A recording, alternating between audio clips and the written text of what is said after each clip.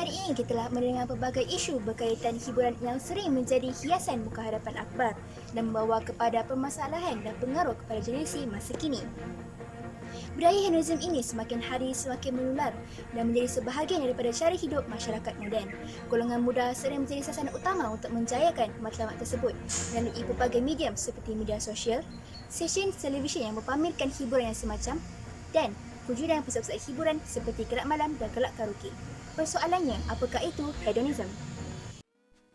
Hedonisme merupakan pandangan hidup yang mementingkan keseronokan dan rasa senang semata-mata tanpa mengambil kisah pada aspek-aspek kehidupan yang lain. Menurut Kamus Dewan Bahasa pula, hedonisme bermaksud kesenangan hidup dengan erti kata lain. Mereka yang mengamalkannya menganggap kesenangan dan kenikmatan adalah merupakan tujuan hidup. Dalam konteks Islam, agama ini tidak menghalang umatnya untuk mencapai kebahagiaan dan kesenangan dalam hidup, malah membenarkannya. Hal ini kerana sifat kebahagiaan itu termasuk dalam fitrah seseorang manusia. Selagi mana ia tidak bertentangan dengan syarak, maka Islam mengizinkan untuk berhibur. Namun, kecenderungan yang berlebihan dan secara maksimal kepada kesenangan dan hiburan sejurusnya menjadikan manusia reka, lelah dan alpa dengan tiba dari dunia.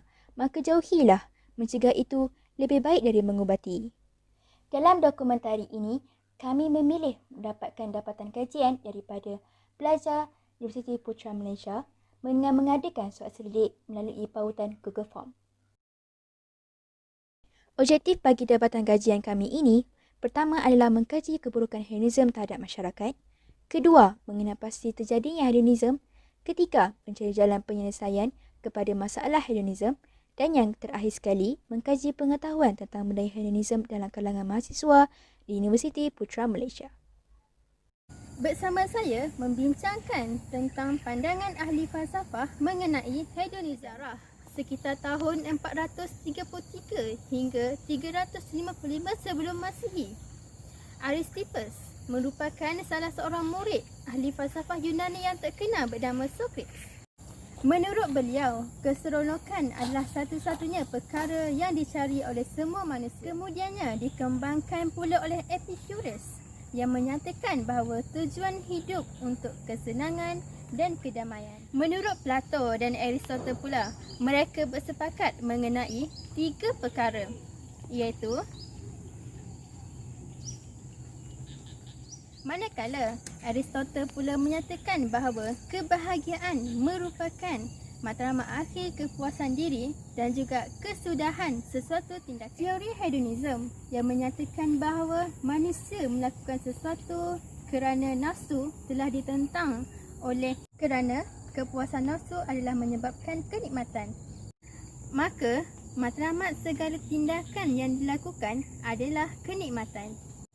Beliau beranggapan dalam teori ini, hedonisme bergantung kepada satu hujah yang sekurang jelas.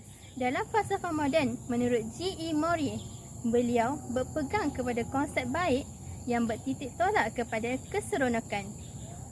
Beliau menegaskan bahawa tidak ada yang baik kecuali keseronokan.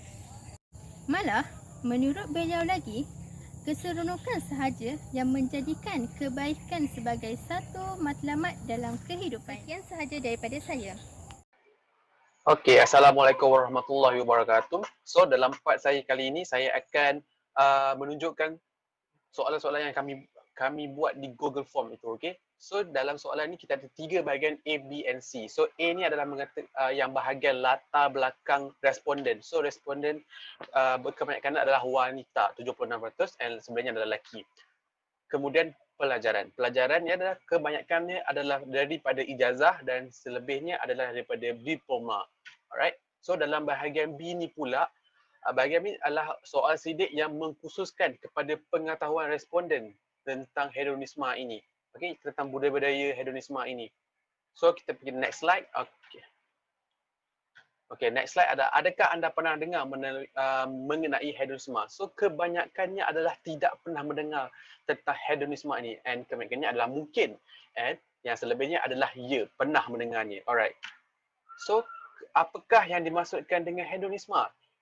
Hiburan melampau. Ramai yang menjawab betul. 96% menjawab ya, hiburan melampau. Kedua adalah meninggalkan dunia. And ketiga adalah hidup beribadat. So yang jawab 4% tu adalah meninggalkan dunia. Okay, itu bukan maksud hedonisme. Maksud hedonisme adalah hiburan melampau, betul.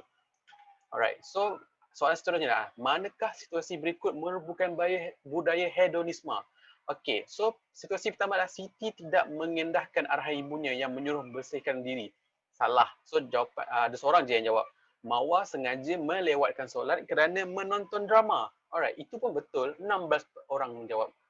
Muhammad tidak tidur sepanjang malam kerana tak sup untuk bermain dengan game. Okey, betul juga. 13 orang menjawab and paling ramai orang menjawab adalah aksi berpelukan antara artis Korea dengan remaja perempuan Muslim. Betul juga. Okey. So 19 orang ni betul. Yang soalan 2, 3 dengan 4 jawapannya adalah betul. Satu ni salah. Alright, so bahagian C pula adalah tentang soal sidik yang mengkhususkan kepada diri responden sama ada mereka pernah ataupun tidak menghadapi situasi ini. Okay, and kita akan tanya juga pendapat mereka apakah cara terbaik untuk mengelakkan daripada terjebak dengan budaya hedonisme.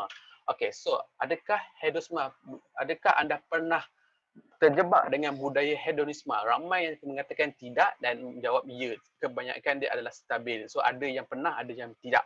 Okay. So apakah faktor anda terjebak dengan budaya hedonisme ni? Kebanyakan responden mengatakan adalah terjebak kerana media sosial. Memang betul, media sosial adalah segala-galanya sekarang sebab mereka lah yang mengawal orang cakap berita-berita. Sebab itulah kebanyakan mereka orang Malaysia ni dia terikut-ikut dengan artis luar negara, macam dia berhibur melampau, pergi ke kelab malam. So mereka mengikut and benda-benda ni tersebar melalui media sosial. Okay, so soalan seterusnya. Apakah yang anda lakukan untuk mengelakkan diri daripada terjebak dengan hedonisme? So, ramai yang menjawab adalah memilih kawan yang baik. Ada yang jawab menuntut hiburan yang bermanfaat dan ada juga yang menjawab memanfaatkan media sosial dengan mendalami ilmu agama. Dan ada seorang ni menjawab menghabiskan masa di sosial media. Itu salah lah, okay? So, memilih kawan baik adalah cara yang paling betul. Sebab kalau kawan kita ni jenis menonton hiburan yang bermanfaat, menonton atau memanfaatkan media sosial dengan ilmu agama, so kita pun akan mengikut mereka. So untuk nak terjebak dengan hedonisme ni memang kurang. So pilihlah rakan yang baik terutamanya di universiti. Okay? Itu sahaja daripada saya. Terima kasih. Bersambungan daripada dapatan kajian tadi, ramai sudah tahu dan mengenali bahawa hedonism ini merupakan cara hidup yang berasaskan keseronokan sebagai tujuan utama hidup dan menganggap apa-apa ajaran dan nasihat yang tidak mendatangkan keseronokan adalah salah. Tetapi, tahukah anda bahawa Allah Subhanahu Wa Taala telah berfirman di dalam Al-Quran yang menjelaskan tentang ciri-ciri manusia yang mengamalkan hedonism dan azabnya? Buktinya di dalam surah Luqman ayat 6 dan 7 yang berbunyi, وَمِنَ النَّاسِ مَن يَشْتَرِي لَهْوَ الْحَدِيثِ لِيُضِلَّ عَن سَبِيلِ اللَّهِ بِغَيْرِ عِلْمٍ وَيَتَّخِذَهَا هُزُوًا أُولَئِكَ لَهُمْ عَذَابٌ مُهِينٌ وَإِذَا تُتْلَى عَلَيْهِ آيَاتُنَا وَلَّى مُسْتَكْبِرًا كَأَن لَّمْ يَسْمَعْهَا كَأَنَّ فِي أُذُنَيْهِ وَقْرًا فَبَشِّرْهُ بِعَذَابٍ أَلِيمٍ. Sesuai dengan mesej surah tersebut yang mengemukakan topik pendidikan, surah Luqman sekaligus mendedahkan bahawa hedonism merupakan ancaman yang sentiasa mengganggu proses pendidikan generasi pelapis yang diharapkan. Tidak setakat itu, mereka yang mengamalkan budaya hedonism sebagai gaya hidup boleh dianggap sebagai golongan yang lalai kerana mereka akan lupa kepada tanggungjawab mereka kepada keluarga, negara, kerja dan sekolah dan yang lebih parah kepada Tuhan. Telah dinyatakan dalam surah Al-A'raf ayat 179 tentang kerugian dan pengakhiran kepada mereka yang tergolong dalam golongan yang lalai ini.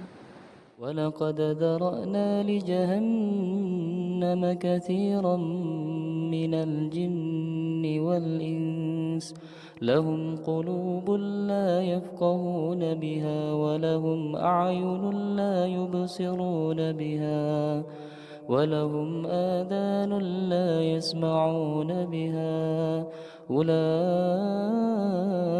كالأنعام بل هم أضل أولئك هم الغافلون. Diketahuilah bahawa budaya hedonism hanya akan membawa kesan buruk kepada seluruh umat manusia, tidak mengira usia dan agama. Kita sedar bahawa di zaman kini yang serba canggih, tidak terkira cabarannya. Tetapi, itu tidak boleh dijadikan sebagai satu alasan yang kukuh untuk kita jadikan sebagai batu loncatan untuk kita berseronok. Sudah terang lagi bersuluh bahawa budaya hedonism perlu dibendung. Natijahnya, semua pihak haruslah bekerjasama membanting tulang bagi membanteras budaya hedonism di kalangan masyarakat dari akar umbinya, agar kita bersama terhindar daripada kesan negatif budaya hedonism.